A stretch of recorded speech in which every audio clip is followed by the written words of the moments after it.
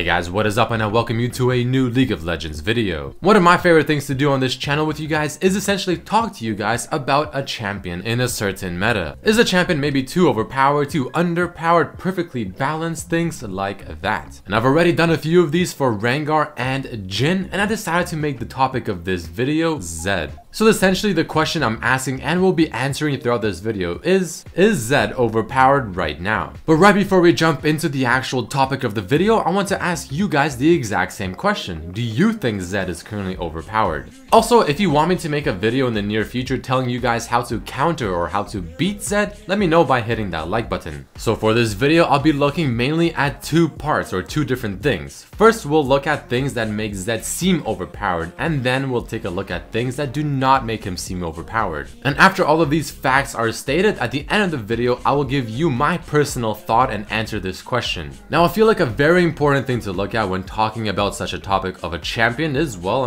how is this champion even doing in general across most elos? What is the win ratios? What's the play ratios? Things like that. What is the general state of the champion? So taking a look here, you can see Zed's play rate in mid lane is actually the third highest of all mid lane champions, just over 16%. Now that's actually quite a bit of playtime he's receiving, and from all of this playtime, he's actually still sitting at a somewhat impressive 51.67% win rate in patch 6.3. Now these statistics we're looking at and that I'm showing you are for platinum and above. But this isn't really enough just to base how successful a champion is currently. Because another very important stat to take a look at is how many games does it take to start being successful with a champion. So with the graph you're looking at now, you can see that the more experienced you are with Zed, the higher your chances of winning. Now this behavior in this graph may seem very obvious to some people. Naturally you would have higher chances of winning if you are more experienced with the champion. But you would be surprised at how many champions only require a small handful of games in order to already be deemed successful at them. But then very recently we have the release of Duskblade of Drakthar. Now that was supposed to be considered an insanely strong item, especially on Zed. Yet his win ratio from the last patch and this patch is pretty much the same. Personally, I think this item is actually quite good on Zed, but only in very specific matchups and if you are doing well in lane and you want to further your snowball. So now that we got that more or less general information out of the way, let's take a look at reasons why Zed might be considered an overpowered champion for some people at the moment, or essentially, let's take a look at his strengths. So even especially ever since his changes to his W a few patches ago where the range was increased, his laning phase is and has been fantastic.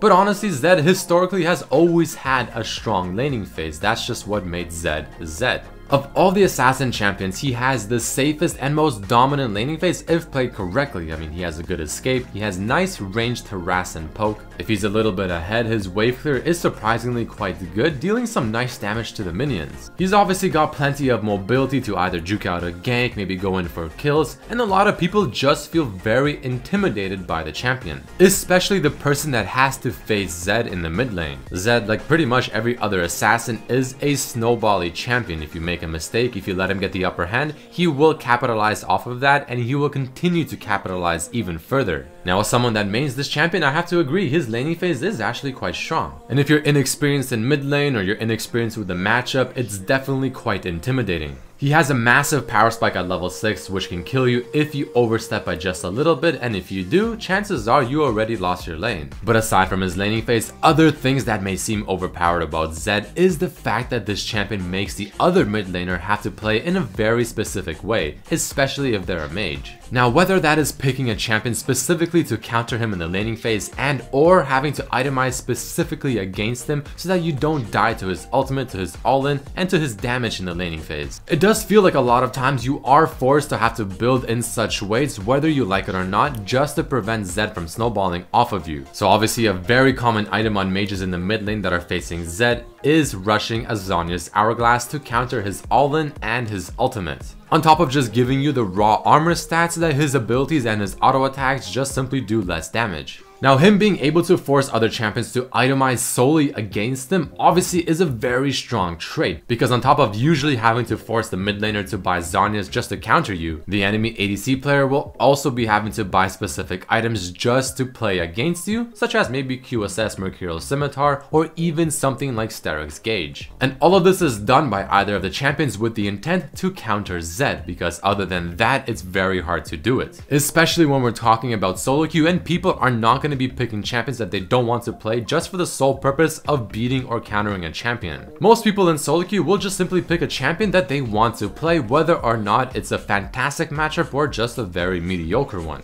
But going back to that point, ADCs are also forced to buy items specifically when facing Zed, because in a teamfight, Zed is going to be gunning for either the ADC, maybe the mid laner, or any other potential squishy target. And if you do not have the items specific to countering Zed, or at least making it more difficult for him to kill you, you better hope you have the proper champions picked. And the final thing I'll talk about that might make Zed feel overpowered is the fear of his ultimate after the laning phase. So whether we're talking specifically about teamfights or maybe around 25 to 30 minutes of the game where Zed could be roaming to different lanes and trying to find targets by themselves. A very common example of this is if the enemy ADC is by themselves bot lane farming, maybe even somewhat close to their tower, thinking they're probably safe, and then Zed comes out of nowhere, ults them, and unless you are very ahead, you are probably gonna die. Or at the very least, have to blow at least one summoner spell. The amount of distance Zed is able to cover with his W plus his ultimate feels very difficult for other players to play against. But in my opinion, this concept is very similar to many other assassin champions, so maybe like Rengar or Talon. But on top of Zed being able to cover such distance and get to the target he wants to get to fairly easily, he also has a fairly good escape option with the second part of his ultimate, which is another reason why people feel very scared and annoyed when they have to face Zed, thinking that there's really nothing they can do about him. So those right there are probably the major reasons as to why a lot of people can look at Zed as an overpowered champion. But let's take a look at the opposite side of the story. What makes Zed feel not overpowered? So with his laning phase being so strong and forcing someone to rush an item against him, at the same time, I mean, you are stopping a lot of opportunities he will have to kill you by rushing that item. On top of there being a decent amount of champions that can make the laning phase for Zed much more difficult. At the end of the day, Zed again is an assassin, and assassins need to snowball, so preventing that in any way, shape or form is very important. If an assassin gets ahead by a lot, then it is of course naturally very difficult to deal with him around mid game, whether it's Zed, whether it's Talon, LeBlanc,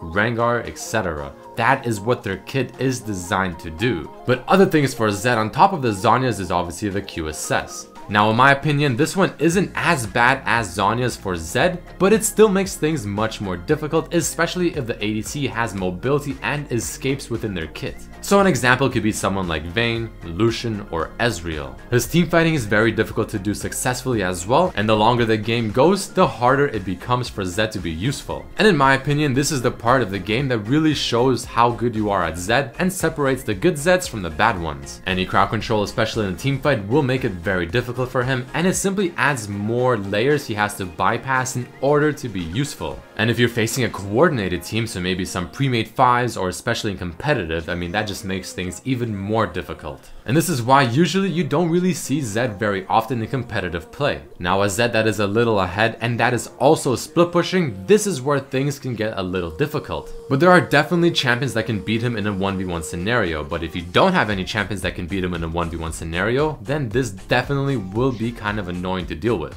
So for the most part, his weaknesses depend on the opponents, and that is for the most part how assassins work. Assassins capitalize off of enemy mistakes. Whether that is mistakes in the champion picks, or mechanical type mistakes, or even decision making mistakes. That is what assassins are designed to do. If you make a mistake, they're gonna capitalize off of it, and they're gonna continue doing that as long as you keep making more and more mistakes. And this is why it feels so difficult and so daunting facing assassin champions like Zed, because again, you are not allowed to make too many mistakes. So let's finally go back to the beginning of the video and revisit the initial question. Is Zed overpowered right now? In my honest, truthful opinion, no, I don't think he is overpowered, but on the other hand, I don't think he's underpowered either. To me, Zed is in a pretty good spot at the very moment, where he's definitely viable in certain games or if you have enough skill to play him to a certain level. But there are many ways to make Zed's life in a game much more difficult, you just have to know what they are. And I believe this applies to pretty much any assassin. Duskblade of Drakthar didn't really seem to have that much of an impact on Zed's overall power, but that could have been because of the nerf to his ultimate as the item came out. But personally for me, whenever I'm playing against a Zed in the mid lane, unless the player I'm facing is just flat out better than me, I don't really have too many issues. And that about wraps it up for this video, guys. If you did enjoy it, if you want me to make a video teaching you guys how to beat Zed or how to counter Zed,